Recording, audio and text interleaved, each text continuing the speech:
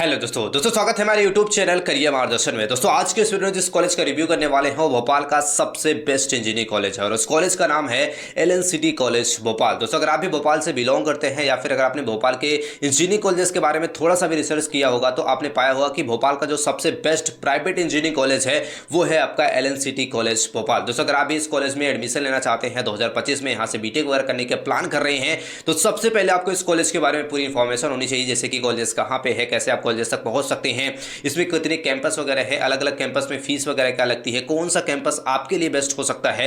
और सबसे इंपॉर्टेंट चीज आता है अगर यहाँ से बीटेक करने का प्लान आप कर रहे हैं तो बीटेक की जो अलग अलग ब्रांचेस है उनमें नंबर ऑफ सीट्स क्या देखने को मिलती है, यहाँ का प्लेसमेंट वगैरह कैसा है, फैसिलिटीज क्या क्या कॉलेज द्वारा आपको प्रोवाइड की जाती है और जो मोस्ट इंपॉर्टेंट चीज आता है 2025 में यहाँ से आपको बीटेक कोर्स करना चाहिए या फिर नहीं करना चाहिए, सारी जो इन्फॉर्मेशन है आज के इस वीडियो आपके साथ शेयर करने वाले हैं। तो वीडियो अंत तक बने रहिए। आइए आज के इस वीडियो को स्टार्ट करते हैं। दोस्तों ये सबसे पहले बात कर लेते हैं इस कॉलेज के ओवरव्यू के बारे में। कॉलेज की बात करते हैं। कॉलेज आपका जो मेन कैंपस है वो एस्टेब्लिश हुआ था 1994 में। बात करते हैं इसके लोकेशंस की तो कल्चूरी नगर रायसेन रोड भोपाल में आपका एक कॉलेज आपका यहाँ पे स्थित है। बात करते हैं आपके इंस्टीट्यूट है इसकी तो एक प्राइवेट कॉलेज है जहाँ की बात करते हैं एफिलिएटेड है आरजीपीवी से। इसके कैंपस एरिया की बात करते हैं 50 एकड़ फैला हुआ इसका कैंपस एरिया है। तो बेसिक जो आपकी इसका ओवरव्यू है कुछ इस प्रकार से है। अब मोस्ट इंपोर्टेंट जो चीज आता है इसके कैंपस के बारे में। दोस्तों बात करते हैं इसके कैंपस के बारे में, आपको पूरी इन्फॉर्मेशन होनी चाहिए। जैसे कि हम बात करते हैं इसके मेन कैंपस की तो ये एस्टेब्लिश हुआ था 1994 में, जैसे कि हमने बताया। का जो एलएनसीटी मेन कैंपस है वहीं बात करते हैं एलएनसीटी एंड साइंस जो आपका कैंपस है वो 2006 में एस्टेब्लिश हुआ था और जो उसका तीसरा कैंपस है वो आपका एलएनसीटी एक्सीलेंस है जो कि 2007 में एस्टेब्लिश हुआ था। तो बेसिकली जो आपका एलएनसीटी कॉलेज है इसके मेन 3 कैंपस है। पहला है एलएनसीटी मेन, दूसरा है आपका एलएनसीटी एंड साइंस और तीसरा है आपका एलएनसीटी एक्सीलेंस। अलग अलग टाइम पे ये आपके एस्टेब्लिश वगैरह हुए थे। अब इंपॉर्टेंट जो चीज आता है आपकी जो एनआरएफ रैंकिंग है, इस कॉलेज की एनआरएफ रैंकिंग की बात करते हैं तो लगभग आपको 200 से लेके 300 के बीच में आपको एनआरएफ रैंकिंग यहाँ पे देखने को मिल जाती है। वहीं हम बात करते हैं इस कॉलेज की जो आपकी कनेक्टिविटी है, यानी कि कैसे इस कॉलेज तक आप पहुंच सकते हैं। तो कनेक्टिविटी की बात करते हैं, अगर आप देखते हैं रानी कमलापति रेलवे स्टेशन से इसकी दूरी तो लगभग आपको 9 किलोमीटर के आसपास पड़ जाती है, यानी कि रानी कमलापति जो रेलवे स्टेशन है वहां से काफी नजदीक ये आपका कॉलेज पड़ जाता है। वहीं बात करते हैं अगर आप भोपाल रेलवे स्टेशन से आते हैं तो लगभग आपको 14 किलोमीटर यहाँ पे आपको दूरी देखने को मिल जाती है कॉलेज की। वहीं अगर आप राजा भोज एयरपोर्ट से आना चाहते हैं तो लगभग आपको 24 किलोमीटर आपकी यहाँ पे दूरी देखने को मिल जाती है। तो कुछ इस प्रकार से इसका कनेक्टिविटी है, इस प्रकार से आप कॉलेज तक जा सकते हैं। अभी मोस्ट इंपॉर्टेंट चीज आता है आपके फीस स्ट्रक्चर, यानी कि अगर यहाँ से आप बीटेक करने का प्लान कर रहे हैं 2025 में तो फीस वगैरह आपको क्या देखने को मिलने वाली है। तो सबसे पहले बात करते हैं जो आपकी फीस होती है वो अलग अलग साल में यहाँ पे चेंजेस होती रहती है। तो फीस के बारे में अगर आप डिटेल्स में जानना चाहते हैं तो कॉलेजेस की वेबसाइट पर भी जा सकते हैं या फिर आप कॉलेजेस में खुद विजिट करके सारी इंफॉर्मेशन फीस स्ट्रक्चर के बारे में ले सकते हैं, या फिर आप हमारा गूगल फॉर्म भी फिल कर सकते हैं और वहां पे हम आपको पूरी डिटेल्स में जो हमारी टीम है वो आपको पूरी इन्फॉर्मेशन दे देगी कॉलेजेस के बारे में कि फीस वगैरह क्या आपको लगने वाली है। कुछ आपके फीस के बारे में थोड़ा सा आपको बता देना चाहते हैं। फीस वगैरह की बात करते हैं तो आपको एलएनसीटी मेन की जो फीस है 1,40,000 रुपये पर ईयर तक यहाँ पे पड़ सकती है। लगभग यही इतना फीस आपको लगता है। बात करते हैं एलएनसीटी जो आपका साइंस कैंपस है वहाँ पे लगभग 1,20,000 और एक्सीलेंस जो आपका कैंपस है वहाँ पे 90,000 रुपये के आसपास आपकी पर ईयर फीस यहाँ पे पड़ जाती है। जो फीस है वो हर साल चेंज होती रहती है। फीस जैसे कि मैंने बताया कि अगर आप डिटेल्स में जानना चाहते हैं इसके बारे में तो हमारे गूगल फॉर्म फिल कर सकते हैं जिसका लिंक आपको डिस्क्रिप्शन में मिल जाएगा। अब नेक्स्ट हम बात कर लेते हैं आपके मोड ऑफ एडमिशन, यानी कि यहाँ से अगर आप बीटेक कोर्स करने के बारे में सोच रहे हैं, प्लान कर रहे हैं तो कैसे आपको एक्चुअल में यहाँ पे एडमिशन मिलता है। तो जेईई मेंस के थ्रू यहाँ पे एडमिशन मिल जाता है। एमपीडीटी काउंसलिंग कराई जाती है। सबसे पहले तो आपको जेईई मेंस का एग्जाम देना पड़ता है और इसके बाद एमपीडीटी काउंसलिंग वगैरह यहाँ पे कराई जाती है। एडमिशन प्रोसेस की बात कर लेते हैं। आपके पास एलिजिबिलिटी क्राइटेरिया क्या होनी चाहिए अगर आप यहाँ से बीटेक कोर्स करने के बारे में सोच रहे हैं। अगर आप बीटेक के फर्स्ट ईयर में एडमिशन लेना चाहते हैं, बीटेक करना चाहते हैं 12th के बाद डायरेक्ट, तो उसके लिए सिंपल सा प्रोसेस है कि आपका 12th पास होना चाहिए। 12th में आपका फिजिक्स केमिस्ट्री मैथ कम से कम 50% मार्क आपका यहाँ पे होना चाहिए। अगर आप एससी कैंडिडेट रहते हैं तो 40% या फिर 45% मार्क यहाँ पे रहता है, फिर भी आपको एडमिशन मिल जाता है। वहीं अगर आप बीटेक के सेकंड ईयर में एडमिशन लेना चाहते हैं तो बहुत सारे ऐसे स्टूडेंट होते हैं जो 10th या फिर अपना 12th पास करने के बाद डिप्लोमा वगैरह किए होते हैं, तो उन स्टूडेंट के लिए भी यहाँ पे ऑफर किया जाता है डायरेक्ट आप सेकंड ईयर में एडमिशन ले सकते हैं। सेकंड ईयर में एडमिशन उन स्टूडेंट को मिलता है जो जिन्होंने डिप्लोमा वगैरह किया हुआ है। तो ये कुछ एलिजिबिलिटी क्राइटेरिया होती है अगर आप यहाँ पे एडमिशन लेना चाहते हैं। दोस्तों नेक्स्ट सबसे जो इंपॉर्टेंट चीज आता है कि अगर आप यहाँ से बीटेक कोर्स करने के बारे में सोच रहे हैं, बीटेक का प्लान कर रहे हैं, तो अलग अलग जो बीटेक की ब्रांचेस होती हैं उनमें क्या नंबर ऑफ सीट्स देखने को मिलती है ये आपको जरूर पता होना चाहिए।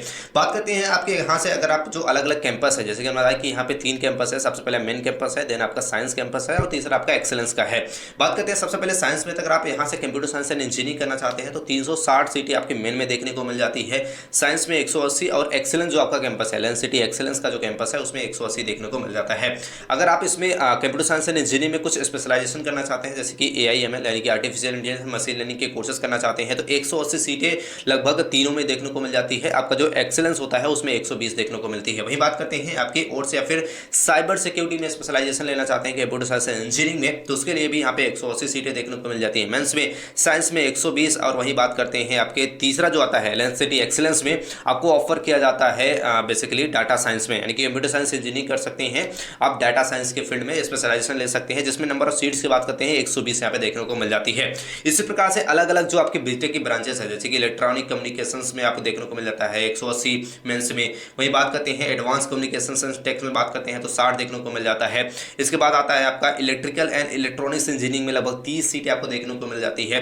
इलेक्ट्रिकल इंजीनियरिंग में 30 है आपका, मैकेनिकल में 60 है, सिविल इंजीनियरिंग में 60 है। तो अलग अलग आपके जो बीटेक की ब्रांचेस वगैरह हैं उसमें आपकी जो नंबर ऑफ सीट्स देखने को मिलती है वो अलग अलग देखने को मिलती है। सबसे ज़्यादा जो सीट्स है जो कंप्यूटर साइंस एंड इंजीनियरिंग में है, और अलग अलग स्पेशलाइजेशन करना चाहते हैं, जैसे कि AI या फिर ML में करना चाहते हैं, या फिर आप साइबर सिक्योरिटी में करना चाहते हैं, डेटा साइंस में करना चाहते हैं, और एंड थिंग्स में करना चाहते हैं, तो ये सारी चीज़ें जो स्पेशलाइजेशन आपकी कराई जाती है कंप्यूटर साइंस इंजीनियरिंग में, उसमें भी सीटें आपको डिफरेंस यहाँ पे देखने को मिल जाती है। अब सबसे इंपॉर्टेंट चीज़ आता है इस कॉलेज के प्लेसमेंट वगैरह के बारे में, जो आप में से मोस्टली स्टूडेंट जानना चाहते हैं। तो प्लेसमेंट वगैरह की बात करते हैं, जो इस कॉलेज का हायर पैकेज गया था 1.12 CR तक गया था, यानी कि लगभग 1 करोड़ से भी ज़्यादा का पैकेज यहाँ पे एक स्टूडेंट ने यहाँ पे पाया था। वही हम बात करते हैं आपके जो मोस्ट इंपॉर्टेंट चीज़ आता है, एवरेज जो प्लेसमेंट यहाँ का देखने को मिलता है वो 5 से 6 लाख रुपए के आसपास है, जो कि काफ़ी बेस्ट है। और ये जो प्लेसमेंट वगैरह है वो हर साल यहाँ पे चेंज वगैरह भी होता रहता है। जो मोस्टली स्टूडेंट का यहाँ पे प्लेसमेंट वगैरह लगता है, कई सारे स्टूडेंट होते हैं जो 10 लाख या फिर उससे ज़्यादा का भी पैकेज यहाँ से प्राप्त कर लेते हैं।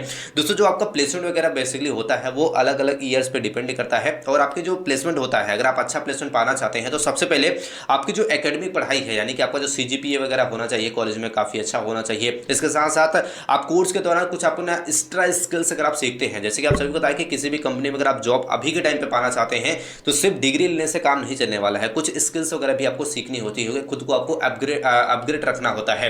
तो उसके लिए क्या करना होता है कि आप कोर्स के दौरान कुछ स्किल्स सीख सकते हैं, कोडिंग वगैरह सीख सकते हैं, कम्युनिकेशंस पे अपने काम कर सकते हैं, और भी जो भी टेक्निकल चीज़ें होती हैं उन्हें आप सीख सकते हैं, जिससे आप जब अपने इंटरव्यू में आप बैठे, जब आप प्लेसमेंट के लिए वो बाहर से लोग आए, बड़ी बड़ी कंपनियां आए, तो वहाँ पे आपका रिज्यूमे में कुछ एक्स्ट्रा चीज़ें अगर वो देखा जाएगा तो आपको ज़्यादा नोटिस किया जाएगा, और वहाँ पे ज़्यादातर चांसेस हो जाता है कि आपका प्लेसमेंट जो है वो हायर पैकेज लग सकता है। तो ये चीज़ आपको ध्यान रखनी है जब आपका प्लेसमेंट वगैरह हो रहा हो, यानी कि एकेडमिक पढ़ाई के साथ साथ, यानी कि CGPA वगैरह तो देखा ही जाता है, साथ में ये भी देखा जाता है कि आप कितने हार्ड वर्किंग हैं और आप कितना ज़्यादा आप फैसिनेट है अपने काम को लेके, किसने अपने स्किल्स पे काम किया हुआ है, कौन कौन से स्किल्स आपने सीखी हुई है कोर्स के दौरान, ये सारी चीज़ें भी यहाँ पे देखी जाती है अगर आप अच्छा प्लेसमेंट वगैरह पाना चाहते हैं। अब मोस्ट इंपॉर्टेंट जाता है क्या क्या फैसिलिटीज़ कॉलेज द्वारा आपको प्रोवाइड की जाती है। तो जो बेसिक फैसिलिटीज़ हर कॉलेज में, लाइब्रेरी हो गया, जिम हो गया, बस वगैरह की सुविधाएं हो गई, ट्रांसपोर्टेशन की सुविधाएं हो गई। बात करते हैं आपकी जो आपके क्लासरूम्स वगैरह हैं वो काफ़ी डिसेंट है, आपका इन्वायरमेंट काफ़ी बेस्ट है।